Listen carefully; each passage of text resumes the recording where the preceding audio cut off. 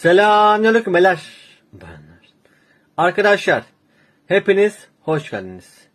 Artık bu sene itibariyle gece 12'den itibariyle 2026 senesine girmiş bulunmaktayız. Ben de artık arkadaşlar kendime çekidüzen verdim. Artık kendimi geliştirmeye, değiştirmeye çalışıyorum. Artık yaptığım hareketlere, tavırlara dikkat ediyorum. Artık Türkiye'min yanındayım. Türkiye'mi çok seviyorum. Artık değişim vakti geldi. Sizden ricam desteklerinizi bekliyorum. Sadece yakında beni yakından takip edin. Yakında güzel gelişmeler de olacak. Lütfen desteklerinizi esirgemeyin. Görüşürüz. Bye bye. Yeni yıl mutlu, huzurlu, sevgi dolu geçsin.